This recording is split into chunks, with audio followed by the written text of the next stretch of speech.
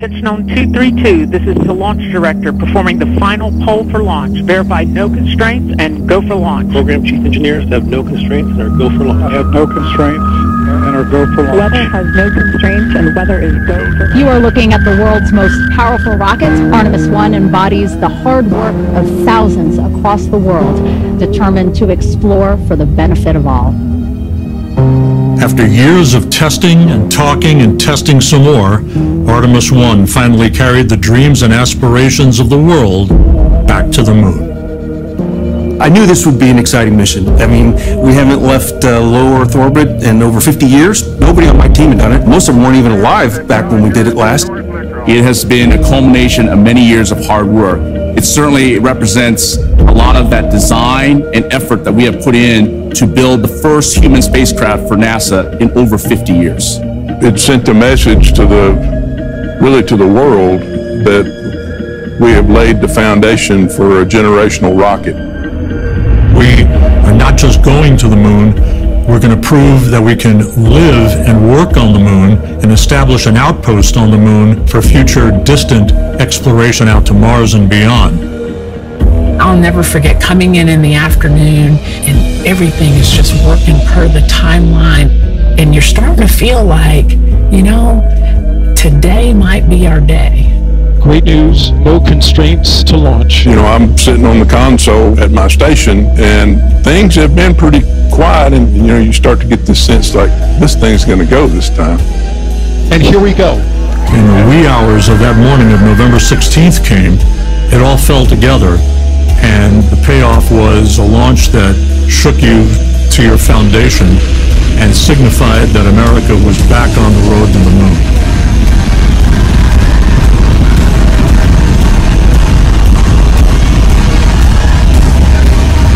And when that vehicle lifted off the pad, the windows began to shake. And the building announces that that vehicle is flying. I was overwhelmed with joy and excitement, not just so much for me, but for the entire team, for the country. It was eye-watering. And I was tearing up. What an amazing accomplishment for this team. I'm still shaking a little bit. That never gets old. That is always one of the coolest things you'll ever see in your entire life.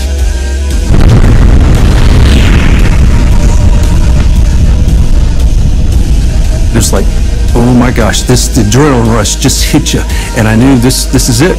It's game time. We're off and running now.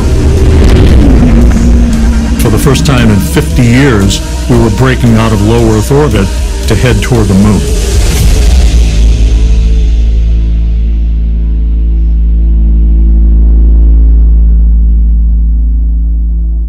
Main attitude for solar redeploy. Saw deploy initiated. Copy. Flight view, 4 solar arrays released. After the vehicle was put in its preliminary orbit, meaning Orion and the ICPS, we had to wait for translunar injection, and that was a whole different game. Let's go have a good burn and let's go to the moon. Let's do it. Now, if you think about hitting a keyhole in the sky, it was all about that translunar injection burn from the ICPS. Without a perfect burn from the ICPS, we weren't going to the moon. We certainly weren't going in the right place. That little RL-10, the engine that could, went on and had the longest burn it had ever had in the history of the RL-10 program, which goes back many, many years. SLS set us up for success. The launch vehicle and the insertion point was over 99% accurate to where they predicted. Orion is now flying free, attached to the European service module and on its journey to the moon. We had video from Orion shortly after the translunar injection burn was complete. Orion flipped around and we took pictures of the Earth, and I had no words. It was just amazing. Amazing. The views of our blue marble in the blackness of space, now capturing the imagination of a new generation, the Artemis generation.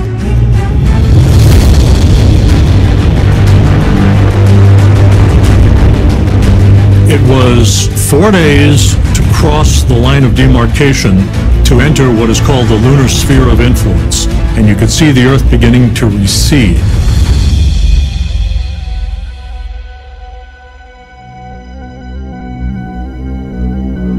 Our first big burn was the outbound powered flyby, which is the one where we went right by the moon. Orion was actually on the backside of the moon, so we did not have communications with it, so we had to set everything up ahead of time.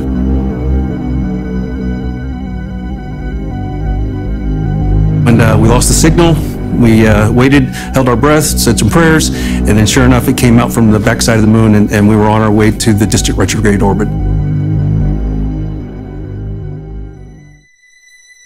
Distant retrograde orbit, we're going to be about 38,000 miles away from the lunar surface. Artemis I traveled approximately 268,000 statute miles from Earth. One of the really fantastic moments during the mission was when we saw the first image of the farthest point that any human spacecraft has gone before. We see these images downloaded real time, and we would sit in the rooms and we would just pause the meeting. We'd pause the discussion, go, look at that picture. It's almost unreal. They really represented as if we were there on board the spacecraft, looking at the moon and looking at Earth, our home.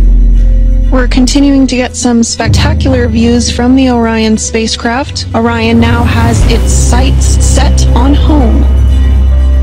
NASA's newest moon explorer, now less than 2 hours away to complete its shakedown mission. When you hit the Earth's atmosphere, entry interface, we did what we call a skip entry, where Orion bored down into the atmosphere for a period of time, then it popped out, and then it skipped upwards of, it was thousands of miles. And if you don't come back into the atmosphere with accuracy, you will skip out of the Earth's orbit and not be able to return. And we did that intentionally because we wanted then to come back down and do a second heating cycle. We're coming back into the atmosphere, basically a double heating to really stress the heat shield. It's hard not to hold your breath when all of that's happening, because I'm thinking to myself, if this doesn't go well, what do I do? What do I have? That was the major objective of Artemis I.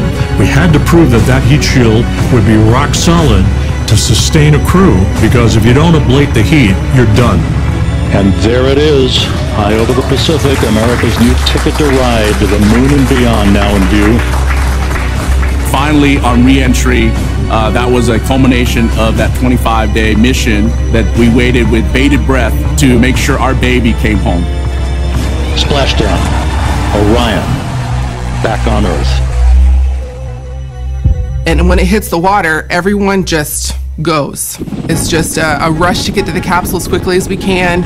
And so the teams, they feel the sense of urgency. The small boats move, the helicopters move, we're taking imagery from the air.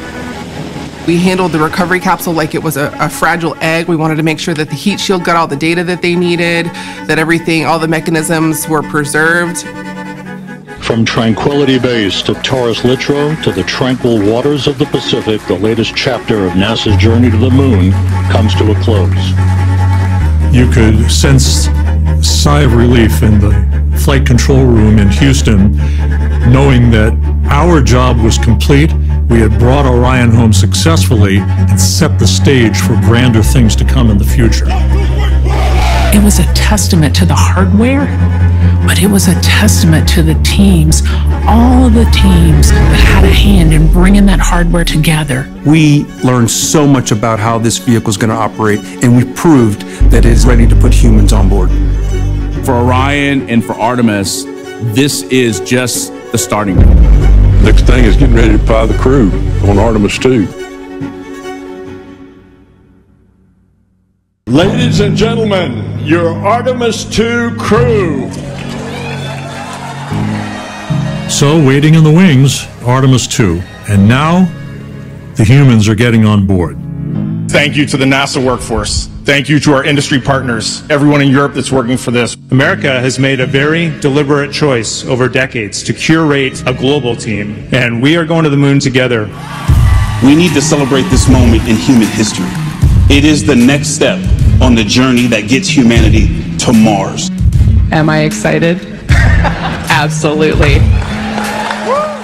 Initial reaction to that news was just intensity. Finding out was a humbling experience for me. Shocking is the best word I can say. Disbelief, an immense sense of honor and responsibility. Putting the first 4 crew members on Orion is what I'm so excited about. I want to hear the stories about what it is like to live in the Orion spacecraft. We're going to test out the vehicle's ability to conduct rendezvous maneuvers, crew's ability to actually fly Orion manually, and most importantly, we're going to test the environmental control system.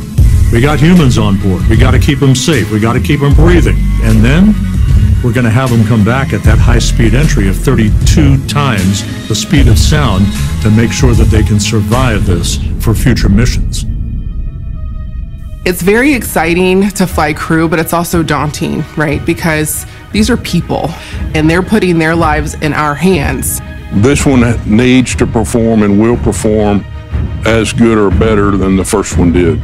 And so we have new launch commit criteria, we have changes to our procedures, changes to our timelines. We have new systems for crew, we have new systems in the capsule, we have an emergency egress system, we have new recovery systems. We want to make sure that we've gone through those time and time again so that when launch day rolls around, we're ready for anything that the hardware may throw at us. By building incrementally these capabilities, improving these capabilities that we have through the Artemis campaign, we will be able to live on the moon and be able to perform science that is very important for deep space exploration. I'm ready for Artemis II. The SLS team is ready for Artemis II. We are ready for Artemis II. We are ready. We are ready. All right, I'm ready. Let's go.